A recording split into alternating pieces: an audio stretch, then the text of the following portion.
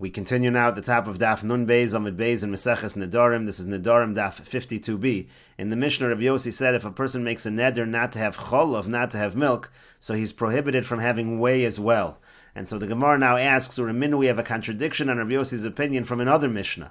In the Mishnah it says, Minha adoshim, if a person takes a neder not to have adoshim, not to have lentils, asr ba'ashishim, so he's prohibited from having ashishim, which is a dish that is made from lentils. Rabbi Yossi matter, Rabbi Yossi says it's mutter. So here Rabbi Yossi says the ashishim are mutter, and yet in the Mishnah Rabbi Yossi said that the whey is asr. And the Gemara says, Lokash, it's not difficult. Mar ki asri or mar ki asri. One master is talking according to his locale, the other master is going by his locale. Bi'asr the Rabbanan, in the place where the Rabbanan lived, karu lechelbo chelbo, lekuma kuma. They called milk, they called it milk, and they called whey, they called them by different things, and therefore they're different. One's not included in the other. But bi'asri the Rabbi Yossi, but in the place of Rabbi Yossi, lekuma nami karu le kuma de chelba. Kuma was also called kuma de chelba, meaning it was associated with milk. It was also called cholov, and that's why Rabbi Yossi said in the Mishnah that whey is going to be prohibited when a person takes a neder from cholov. And the Gemara continues, Tanya, we learned in a Braisa, Hanoder min hacholov mutter bekom, a person takes a neder from milk, he can have kom, he can have the whey. Min hakom mutter becholov, if he takes a neder from kom, he can have cholov, again a neder from whey, he can have milk. Min hacholov mutter begvina, a person takes a neder not to have milk, he's allowed to have cheese. Min hagvina mutter becholov, a person takes a neder from gavina, from cheese, he's allowed to have milk. Min harotov mutter bekipo, let's say a person takes a neder not to have the gravy, so he's allowed to have the sediments. Min hakipa, he takes a neder not to have the sediments, mutter barotov, then it's mutter for him to have the gravy. Imamar basar ze'alai, now let's say the person says this particular piece of meat is prohibited to me, so then asar bo uvarotvo uvakipo, so then it would be prohibited for him to have the gravy of that particular meat and the sediments of that particular meat. That would be a problem. And the Gemara continues, hanoder min hayayin mutter betavshel sheyesh bo tam yayin, along the same lines, the person takes a neder not to have wine, he's allowed to have a tavshel, a cooked dish that has the taste of the wine, but amar konem yayin zeh she'eni toem, but if he says, this particular wine I'm taking a konem not to taste it, v'nafal asoch tavshel, and then that wine falls into a cooked dish, and yesh bo tam yayin hareza aser, if it has the taste of the wine, then it is going to be prohibited. And the Gemara continues with the Mishnah, Hanoder minhu anovim mutter biyayin, if a person takes a neder not to have anovim, not to have grapes, so it's mutter for him to have wine. Min hazeisim, if he takes a neder not to have olives, mutter b'shemen, he's allowed to have the oil that comes from the olives. Amar konim zeisim va'anovim elu she'eni toim, if the person says, these particular olives and grapes, I'm not going to taste them, asr behen uvayotze mehen, then it's asr to have them, meaning the olives and the grapes, and it's also asr to have that which emerges from them, meaning the oil and the wine. And the Gemara says, boy Rami Bar Chama. Rami Bar Chama asks, Elu davka, when it says over here at the end of the Mishnah that if a person says, these grapes, she'eni toem, what's the main part of the phrase that is making it that which derives from it is usr? Is it the fact that you said elu, the fact that you said these particular olives, not just olives in general, or these particular grapes, not just grapes in general?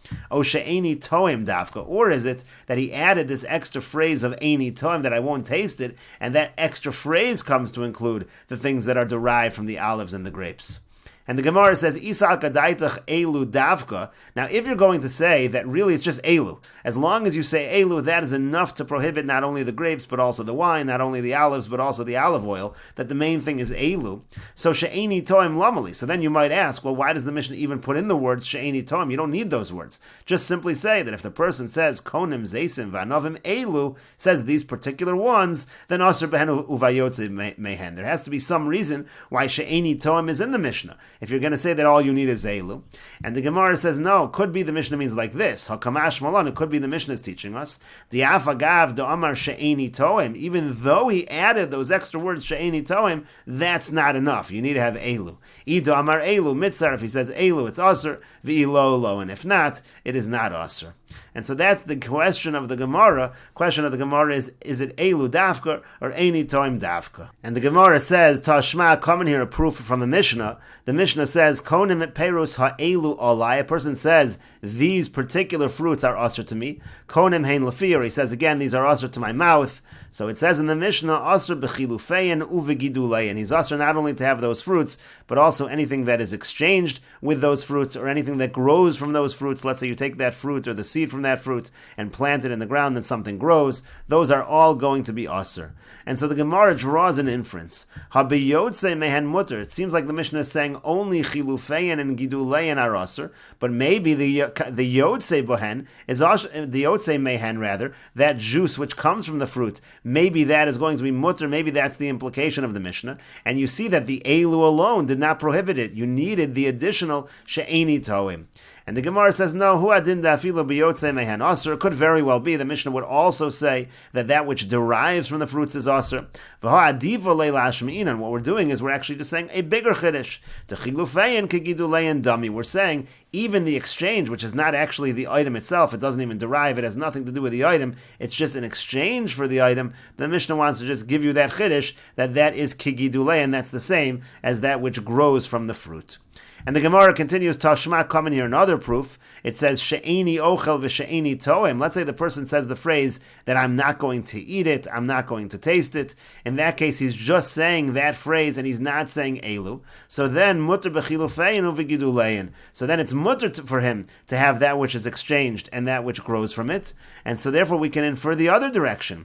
Ha'ayotze mehen aser. Maybe then it's saying only chilufein and gidulein is going to be mutter, but ha'ayotze mehen is aser. In other words, just saying the phrase she'eni ochel, she'eni toim, that's enough to prohibit that which derives from it. And so the Gemara says, no, Aidi de lo nasa bereisha could be that yotze mehen would also be mutter in that case. Maybe the fact that you said she'eni ochel, she'eni toim is not enough to create any prohibition, but since Aidi de lo nasa bereisha yotze mehen, since already in the reisha of the Mishnah they don't discuss that which derives from them, so lo nasa v'nami b'seifa yotze mehen, they just don't discuss in the seifa of the Mishnah either that which derives from them, so there is no proof from that later Mishnah. And the Gemara continues, Tashma, coming here a proof from the earlier Mishnah. Amar Rabbi Yehuda said, Ma'asav Asar Rabbi Tarfon alai beitzim shenis bashlu imo. There was an incident where Rabbi Tarfon said, even if you have the eggs that are cooked together with the meat, the eggs are also prohibited. It's not just the meat when the person takes a neder from meat, but also the eggs that are cooked with the meat because it has the taste of the meat. So Amru lo, so they said back to him, no, that's only true in one scenario. Eimosai bizman sha'amar basar ze olai. That's only true when the person says that this particular piece of meat is asr to me. That's when we say that the eggs that are cooked with it are a problem. Because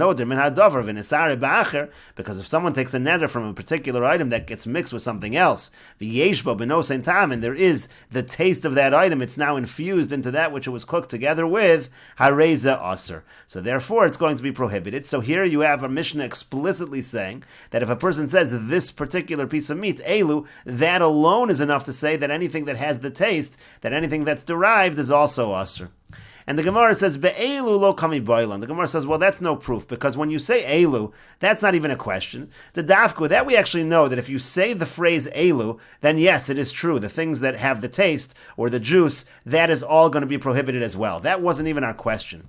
Kimi boilan, what was our question? B'she'eni toim dafka o lav dafka. The question was, what about if you just say eni toim?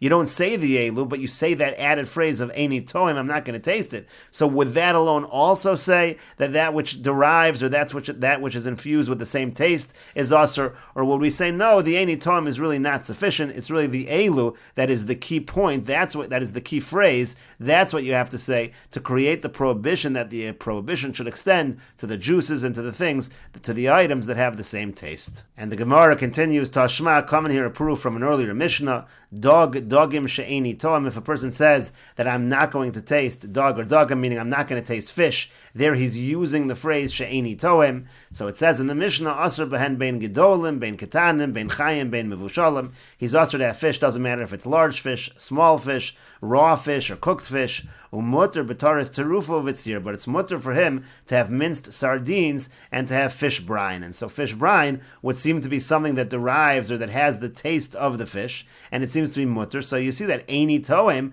does not include in the prohibition the juices that come out of the item or the items that are infused with the same taste. And the Gemara says, no, Amar Rava says, Uchvar Yotza Mehen. It could be that when we're talking about the fish brine over there in that Mishnah, it's the fish brine that already came out of the fish before the person made the neder. So that's already not a question. We're asking about the fish brine that would have come out after the neder, and therefore, again, this Mishnah is no proof to our question. We'll continue with this discussion in the next video on Daf Nun Gimel Amud Aleph.